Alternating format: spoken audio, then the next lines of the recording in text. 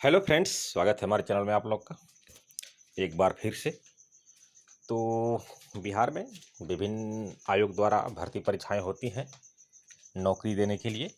उसमें से कुछ डाउट हैं कैंडिडेट के जो हम यहाँ बताना चाहते हैं कि जो 35% का आरक्षण दिया गया है राज्य सरकार द्वारा महिलाओं को प्रत्येक कैटेगरी में, तो इसमें सबसे बड़ा डाउट ये है कैंडिडेट का कि महिलाएं सिर्फ 35% सीट में ही लिमिट रहेंगी या इससे ज़्यादा भी सीट पर आ सकती हैं। जैसे सपोज 100 सीट है तो इसमें 35 तो महिलाओं के लिए ही हो गया, तो क्या महिलाएं सिर्फ 35 ही रहेंगी कि 40, 45, 50 कुछ भी हो सकता है। तो बहुत लोग इसको जानते होंगे, जो लोग नहीं जानते हैं इस वीडियो के बाद जान जाएंगे। तो जो लोग चैनल पर नए हैं, अभी तक सब्सक्राइब नहीं किए हैं, तो इसको ज़रूर सब्सक्राइब करें अभी के अभी, और इस वीडियो में अंत तक देखें, बहुत सारी जानकारियाँ मिलेंगी। तो देखिए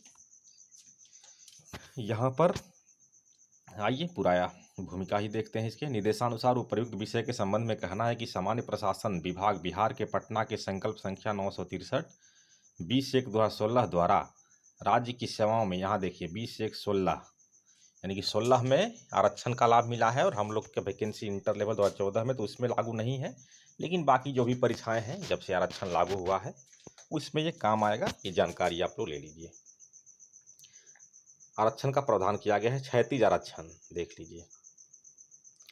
इस क्रम में यह भी प्रावधानित है कि योग्य महिला अभ्यर्थियों की अनुपलब्ध मतलब नहीं मिलने पर भर्ती वर्ष में संगत कोटि आरक्षित या गैर आरक्षित के पुरुष उम्मीदवारों को पदों को भरा जा सकेगा। अगर कैंडिडेट नहीं मिलती है योग्य कैंडिडेट विज्ञापन के तहत, तो उनको उसी कैटेगरी के मेल कैंडिडेट से भर दिया जाएगा। ये सब तो है ही, आइए हम आपको एक उदाहरण के साथ बताते हैं। सुविधा की दृष्टि से 100 पदों पर नियुक्ति के विरुद्ध चयन की प्रक्रिया का प्रस्तुत किया जा रहा है। सर्वप्रथम 50% मेधा के आधार पर चयन किया जाएगा। इसमें आरक्षित वर्ग, गैर आरक्षित वर्ग के सभी महिला एवं पुरुष अभ्यर्थी सम्मिलित हो सकते हैं। 100 सीट है तो 50 तो ओपन है, 85 रिजर्व है। 50 टॉप 50 को पहले ले लिया जाएगा, चाहे उसमें कोई भी आ जाए, किसी भी कैटेगरी के आ जाए। दूसरी स्थिति में जो जनरल सीट है वो दूसरे चरण में आरक्षित वर्ग के 50% पदों हेतु चयन किया जाएगा। इसमें 47% के विरुद्ध आरक्षित वर्ग के सभी महिला एवं पुरुष अभ्यर्थी सम्मिलित हो सकते हैं, जबकि शेष 3% पद सभी आरक्षित वर्ग की महिलाओं, मात्र महिलाओं हेतु अमान्य है। यहाँ भी लिख दिया शेष 3% सभी आरक्षित वर्ग की महिलाओं के लिए, जनरल को छोड़ करके। अब देखिए चयन के तीसरे चरण में इसकी गणना की जाएगी कि 100 पदों में चयनित सूची में बिना 35% क्षैतिज आरक्षण के अलग अलग आरक्षित या गैर आरक्षित वर्ग में कितनी महिलाएं चयनित हो पाई हैं। यदि उनका 35% क्षैतिज आरक्षण पूरा हो गया हो तो यह चयन सूची नियुक्ति हेतु अंतिम मानी जाएगी।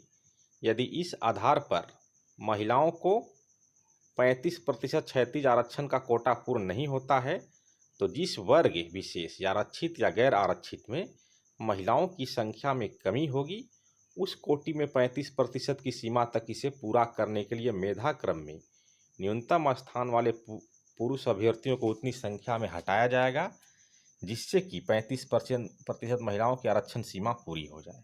यदि न्यूनतम स्थान पर महिला अभ्यर्थी होंगी तो उन्हें न हटाकर मेधा क्रम में उनसे ऊपर वाले पुरुष अभ्यर्थी को हटाया जाएगा।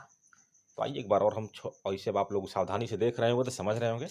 100 सीट है जिसमें 50 जनरल है, तो पहले 50 लोग का सिलेक्शन किया जाएगा टॉप मेरिट वालों को, उसमें पुरुष, महिला, SC, ST, OBC सब आ जाए। फिर बाकी 50 हो गया तो उसमें कैटेगरी बटा हुआ है, जिसमें से 18 MBC, 12 BC, 16 SC, 1 ST और 3 महिला हो गई। देख लीजिए 18 2 20 10 30 20 50। अब देखा जाएगा, अब तो टोटल हो गया 100 का। अब देखा जाएगा कि कोटिवार 35% महिला हैं कि नहीं। अगर हैं तो वो मेरिट लिस्ट कंप्लीट, अगर हैं या उससे 35% से ज़्यादा भी हो गई तो कंप्लीट।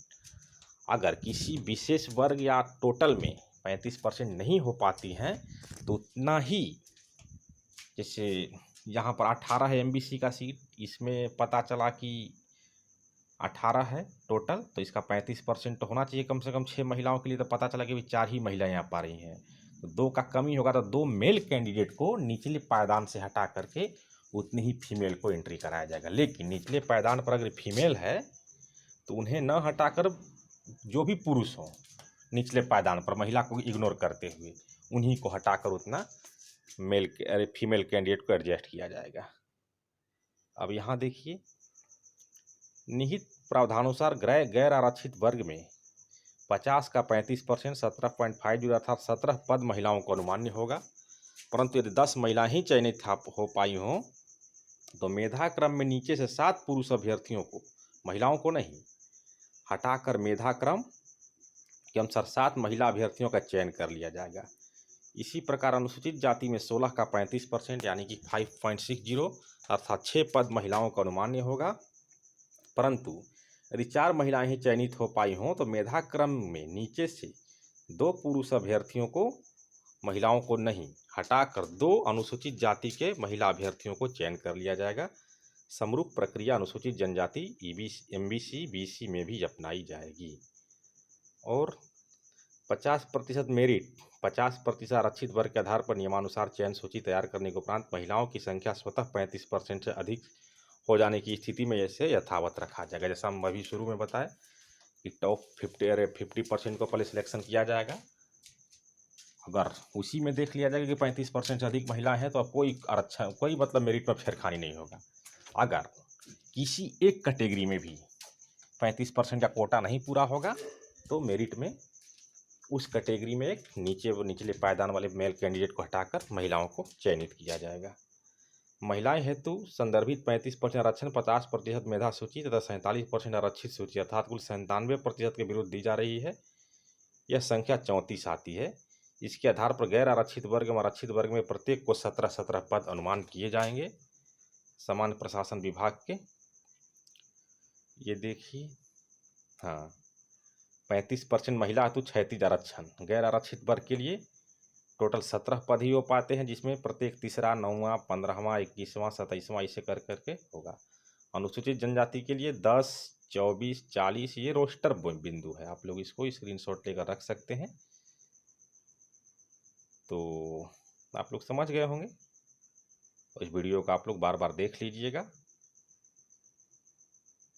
तो वही है, अब इस वीडियो का आप लोग थीम समझ गए होंगे। एक बार नहीं 2 बार समझ जाइएगा।